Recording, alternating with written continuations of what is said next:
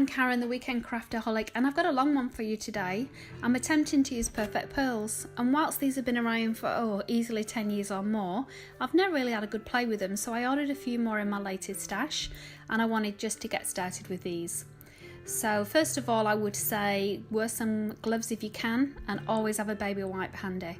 This is one of the messiest projects I've ever played with. It gets absolutely everywhere, no matter how hard you try to contain it. So I'm going to use my craft mat here. There's plenty of these on the market, and I range do them tonic. I really like this, especially when I'm using the heat gun for embossing as well, because I want to protect my cutting mat underneath. So what exactly are perfect pearls? If you're not familiar with them, they're just a pigment powder actually, so they need something to adhere to, which is why I've got the Versamark out. Now if you buy this set like this, you do get a medium that goes with it, which apparently is a bit more sticky than Versamark, and you also get a couple of brushes. So it's probably more cost effective to get the set than buy them individually. So I'm using my own smaller brush to apply, and then this thicker one which just to brush away and blend in. If you've got old makeup brushes around, you could obviously use those as well. Now you also need some water, and this is to set it basically. So you can see here I did a bit of distress inking, and I've also overlaid some of the pigments as well, but you can see it coming away still on my finger. So you keep a good distance apart and then spray that, and that will actually set the pigment powder for you. So let's jump right in and have a look at probably one of the most common uses, which is the overlaying of distress inks. Now these products are both by Ranger, so it's no surprise they complement each other very well. I'm just actually, I've got some blending card that I've just washi taped down to keep it in place. I will cut it down to size after I've blended this, so I'm not too concerned of the white marks where the washi tape is at this stage, and I'm just really just doing it nice and rough. I do love these blending inks, they go on so quick and easy and really give a good effect. I did make a bit of a mistake using yellow with the blue, because obviously yellow and blue make green, but either way I like the effect it gives. So I'm going to overlay the perfect pearls, and this is just going to give a bit of a shimmer, a bit of shine on top of that, which you'll see. Unfortunately it's not very good on the camera to see the effects. It obviously is more effective in real life, but they're very easy to apply. So that's my finished card. I'm going to use this in my project live. So I'm just getting my Versamark ink now and just stamping that on as well, the sentiment.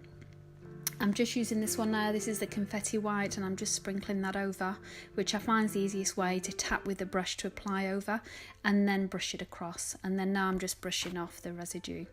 So I hope you can see that. I know I've got the camera on fast forward a little bit too much, and I've decided to do a little bit of the gold as well, which is actually sunflower sparkle, and it does give a really nice effect, I think, for this.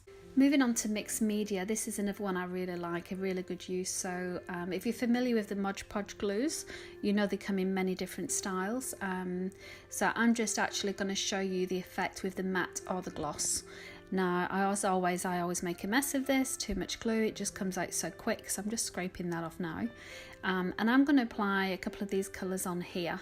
So this first one is the green patina, and I'm going to apply this in the matte. So I'm just swishing it together till all those pigment powders are blended. Now if I've used Mod Podge before, you know that they do dry clear, so don't be too concerned about the white. And I'm using the mint perfect pearl now powders here, and I will use my heat gun actually just to speed this up, and then you can see what the finished effects looks like. And I'm also putting a little bit of the sparkle as well, so you can see the subtle effect that gives in comparison to the others. So you can see it's a really good effect. If you like textured look, I would definitely use this as an effect. Now stamping is probably one of the most common uses of perfect pearls. I'm not going to spend too much time on this. I was going to step this sunflower on the white card and then decided to switch to a red so you'll be able to see it better. And you can see that watermark there that the Versamark ink has left. As always, I've forgotten to use my anti-static powder. Never will learn. But anyway, here I go now, and again I'm just using the smaller brush just to apply it on. Apologies for my head getting in the way there. So I'm just lifting it a bit closer so you can see, and just speeding this up a little as well. So you can see it coming together now actually, as the powder is adhering to the sticky Versamark ink on there as well. And I really like the effect of this. This confetti white always looks stunning in my opinion. And the more you buff it up there with a brush, the shinier it looks as well. So really good effect rather than go to the extent of foiling. Now I'm just double laying that over now, because what I want to do now is just add a little bit of that gold, or sunflower sparkle I should say, just in those corner bits. Now if you notice, you can see actually on my stamp, on my acrylic block, there is actually still a bit of that sticky residue left, the Versamark. So whenever you're using Versamark on your stamp, I would always double stamp, just to make the most of it, because you'll see now as I use that again, it doesn't look like there's much of a watermark on the actual card, but as you see now it comes to life. I've got another perfect sunflower there that I can use and die cut out. So a great way really of using up and not wasting your products too much. I'm going to show you now on another stamping tool, another way you can use this. Obviously this one's just a nice little Easter one. I'm just trying to use small dies here and stamps to get through this demonstration a little bit quicker. So I'm using this egg because it's a solid one, and again Versamark, remember this time about the anti-static powder, which is great, and I'm just going to apply that on the white card as well for you. And then what I want you to see really is the effect of the perfect pearls on a solid amount of Versamark ink. So I'm using the pink gumball. This is a gorgeous colour, I absolutely love it. Now you'll see I did put a bit of the powder in the caps. This is a tip that I've seen on YouTube, but actually I really don't like it. I think it's a fail. Whenever you put the lid back on, it falls over. There's never quite enough. So I don't think I'll be following that tip further on. So you can see there it looks really pretty, doesn't it? As a solid cover. But this is the secret. I love this, that whether you call it reverse stamping or negative stamping, I've now got another stamp that I can overlay on top of that, and what that's going to do is actually take away that pigment powder, because we've reapplied some more Versamark, and the effect is stunning. So I'm going to restamp that, because obviously we've still got Versamark ink on it, and again just gently brush over that, and you can see I've got another stamp now, so 2 for the price of 1. So this is definitely a success in terms of this technique, and it probably will be my favourite. And if you've got a lot of stamps, there's a lot of stamps out there that now do build on each other and overlay. This is a great technique to use for that. Another technique that I've seen is obviously embossing and using perfect pearls as a watercolour, because you can use it wet or dry. So I'm just using the outside of the egg shape on this now, and I'm going to emboss this. So I guess because of the depth of the embossing, gives you a bit of a ledge to keep the liquid or the watercolour inside, makes it a little bit more accurate. So I'm just getting a little scratch of paper here just to capture all the excess embossing powder. You could use any colour, of course. You could even use clear if that's what you like, but I'm just using the white. And just using my heat gun. I don't know if you can see it very well. So you can see there's probably it's a very small amount of ledge, if you like, that it gives you to contain that in. So I've sprayed a bit of water on my craft mat, and then I've just dabbed in some of the perfect pearls and mushing it up. So you can see it is very much like a watercolour when it becomes wet. Another great use for this. But you can see here this was a bit of a fail, so I embossed a lot of the sentiments, did a watercolour around it, and it looks a mess. I really don't like it, so I would definitely practice and use it in moderation. Now let's look at some die cutting techniques. So first of all, I'm going to look at embellishing some existing die cuts. These are just a couple that I've got from an old stash of We Are Memory Keepers, and I've actually got one of these embossing pens. So rather than using the Versamark, and Versamark do actually do a pen as well. And so what I'm going to do, I'm just going to use this, and this is a great pen because it's obviously got dual tips, a nice thick one and a nice thin one. And I'm just going over the darker pink colour and using the Perfect Pearls as an accent to go over that. So you can see I've just used the Versamark pen. Now I'm just going to dab inside the powder. I've actually got another brush because I realised with the previous one I still had a bit of glue on and it was a little bit scratchy. So please don't do what I've done and ruin your brushes. Make sure you clean them. So I'm just brushing that off now. And again, probably too subtle an effect for the camera, but you can see there's a bit of a shimmer there on those lavettes and in the flowers. So what I might do actually is with the cactus itself, go over that as well with the Versamark pen so you can see. So if you look at those lines now, you can see we've got white lines in between. And what I'm going to do, I'm just going to not very well, but I'm going to go over those lines just to show you what it looks like if we then fill it in with the green powder as well.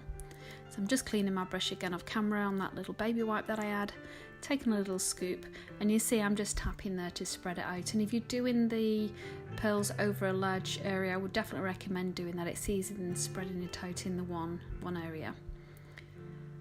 And you can see now where we have those white lines, they're now the green lines, just brushing that off. And you see how much residue comes off. There really is an awful lot that comes off these. And there you go. So not a very good job there, but it shows you a good illustration of how you can bling up your existing die cuts. So continuing the theme of die cuts but making your own, we'll go back to those little eggs that we were looking at before and those that we printed. So I'm just going to use that outer edge, just got some memento ink here just to give it some definition around the edge for when I die cut them. And I'll do an extra one as well, and again just to show you the effect when you use the watercolour. So these are just a couple of little eggs that we made earlier. So we might, for example, want to use these in a holiday card theme. So I've just put some, need a little bit more water actually, just put some water on the craft mat with the powder, and then I'm just spreading that over. And I'm not too worried about going outside of the lines in this respect, because I know I'm going to use the die to cut them anyway. So what I'm going to do before I finish that is just obviously just make it into a little shape across the egg, and just using some washi tape, and there you go, that's the finished little egg. So I'll cut out the rest of them as well. Now that one I did actually make a mistake. I don't know if you can see the black doesn't quite fit the edge right, so never throw these away. I always re-stamp on the back now that they've been cut, and it gives you another chance of reusing that piece of cardstock. And I've just applied a different pattern on this as well, so try not to let anything go to waste.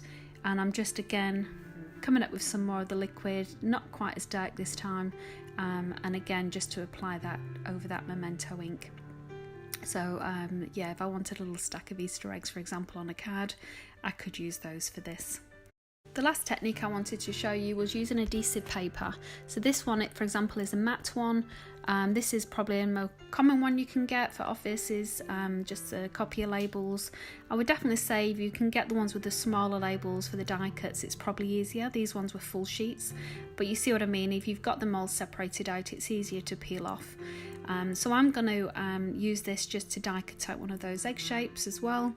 And just to show you how you can use it. So thinking back to Perfect Pearls needing something to adhere to, we've adhered it to the Distress inks, we've adhered it to Versamark, both the pen and the pad, and now we're going to adhere the Perfect Pearls onto the sticky back of this adhesive label.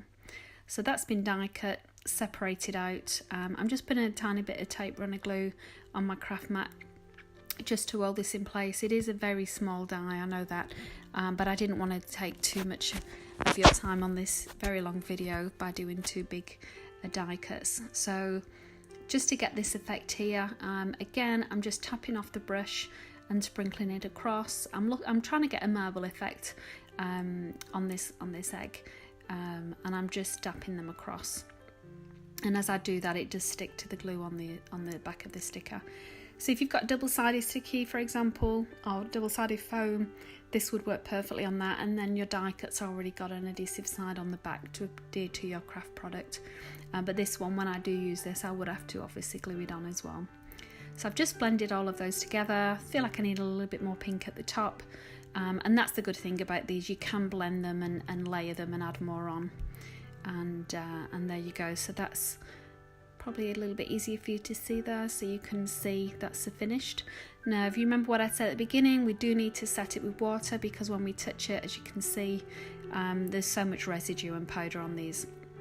So I'm just spraying it again with my mini mister to get that in and get nicely set.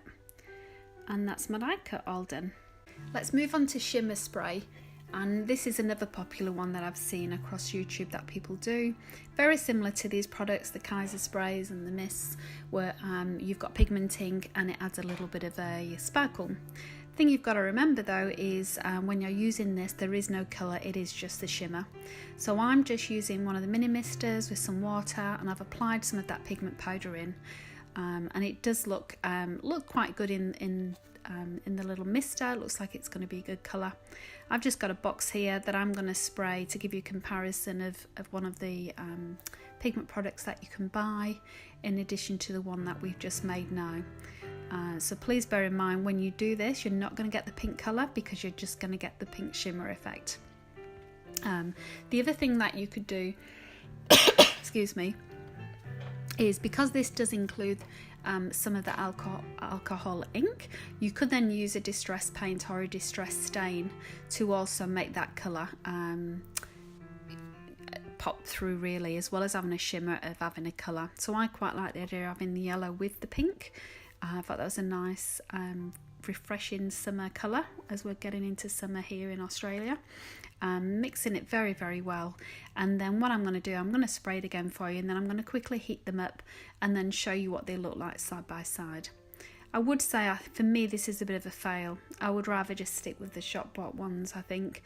But moving on to the shimmer pens, this one I absolutely love. I think this is a winner and definitely worth trying. So if you're familiar with these Wink of Stella pens, I absolutely love these. I think I use them on every project. It just gives a bit of a shimmer. I'm using a water pen here that I've used before, and I'm going to have to make sure I run it out a little while because I've got a bit of pink on the nylon bristles there. But I'm just going to fill it with some of this Sunflower Sparkle because I don't have a gold shimmer pen. Now these water pens are pretty inexpensive to buy, and they're easy enough to keep refilling as well. I know you can refill the Wink of Stella, and you can see I had a little bit of trouble trying to fill that. I did have a little funnel, but it was too thick. But I really would encourage you to have a try of this. Make sure you put the lid on before you shake it because it does go absolutely everywhere. And again, I'm going to do a few comparisons for you of the Wink of Stella and then this homemade product, and it just looks so good, doesn't it, that liquid gold effect in the pen. So I'm going to do it on, this one is just a normal matte cardstock. I purposely wanted the colour to show you. The blue is actually a glossy one, and then I'm also going to do it on a white cardstock for you, so you can see it really does work out really well. Not so much on the gloss, which is why I thought I'd try drying it off a little bit quicker for you. The effect of that, yeah, there is a bit of a shimmer, not really that gold effect. So again, I'm doing it now on the white stock, so I guess applying more pigment powder would probably help, but I like the effect. I think it's quite subtle, just as the Wink of Stella is. When you hold it to the light, you do see that. And I've slowed this down just to try and hopefully allow you to see what it looks like, because I definitely feel this is one of the most successful techniques that I've tried today, along with the reverse stamping that I will definitely continue to do. The Perfect Pearls here retail for about $5 Australian dollars each. So much in them, considering the Wink of Stella is about $14 a pen. It really would be worthwhile to use these and make your own supply if at all possible. Now, another technique that I saw that I thought I'd give a go, and again, I hate to say it, but it was a fail, was adding some shimmer to your watercolour. So I've got a watercolour pencil here that you can see, and it is quite a nice colour. I'm adding this pigment powder to it to try and give it a bit of a shimmer. But what you can do anyway, because you can use these wet, as you've seen, is just mix it itself. Now, obviously, you would need a multitude of colours, but what I've done, I've got this card here that I wanted to show you the effect of both because it's hard to see on the desk. So I've covered a couple of the elephants with just the Perfect Pearls wet treatment, and the middle one is obviously with the watercolour, which should also have the shimmer inside. Unfortunately, I don't see any shimmer, it's quite dull. You can see the top and the bottom elephants do have that shimmer, and I've not done a very good job of that, I'm afraid, because I couldn't lean forward enough to be accurate, but at least it gives you some idea of what it looks like.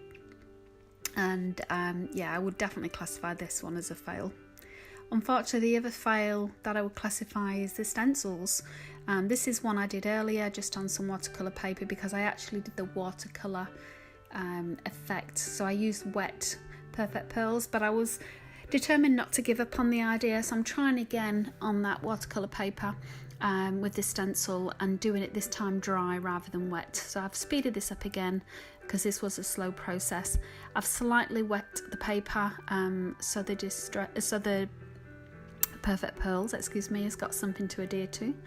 But again, I really didn't like the effect of it. It wasn't as good as, for example, using distress inks over the stencils. I mean, it's not bad, but I don't like the edges of it. I do like the shine, but again, for me it's probably as well just to use normal paints and then put the shimmer over the top of it. So I really didn't like the effect that I gave to the stencil. Now, in terms of adding dimension to your crafting, I've got a card here that I've just painted over. Really did not like that effect at all, so I quickly put that one to bed and thought I'll try and do my own. So I've got some more snowflakes here, another piece of red card, and again I've remembered to use my anti-static tool, so good for me, although I did knock the camera, so apologies for that. And again, using the confetti white, tapping it over. And what I'm going to use my little diamond press here and some of these little embossing plates that I've got, again just to show you very quickly the effect that it gives when you emboss this. I have seen Jennifer Maguire do this, and it looks amazing when she does it, so I'm determined to have more than one attempt at this. So I've applied that, as you've seen, and now I'm just brushing that off. And you can see how fabulous this would look on a Christmas card or December daily with these products. So quick clean up, and then I'm using just this one first of all. Now, apologies for me slipping and sliding everywhere, although these do adhere down the diamond presses, not so much on the craft mat. And as you can see, that's a bit underwhelming really. Although it's embossed it very well, not quite a winner for me with those snowflakes. So I thought maybe it's because the snowflakes were quite small. So what I've done is got another small piece of that red cardstock, and I'm gone back to the eggs because that's actually printing a solid amount of Versamark on there. And I was thinking maybe it does need like a solid base to have a good effect. So, you know, like a really big die or stamp, that kind of thing. So I'm just basically now covering the entire card in this mint so that we can see what it looks like when we've covered off. So you can see most of it has got that powder effect. I'm going to use this different embossing plate now. This is some nice little arrows, and we'll see how this comes out. So that does look better. It's a good emboss, good effect, but I think I probably did it upside down actually. So very quickly I'm going to try that again. But you know, this is the whole point of practicing techniques, isn't it? You get better as you go. So speeding this up for you and then slowing this down again so you can see the effect up close. So I think it is actually a winner with embossing, but I think you need a big print, a big area of the perfect pearls for it to really look good between that dimension. So I thought maybe if I actually just saturated an entire piece of cardstock, but yes, as you can see, that was a bit of a fail. You can see the marks where the Versamark pad was, but yeah, some wins, some losses. I hope you'll give it a go. I hope you'll be inspired, and thank you very much for watching all the way to the end. I know it was a very long video for me, but I do appreciate your time. Thank you.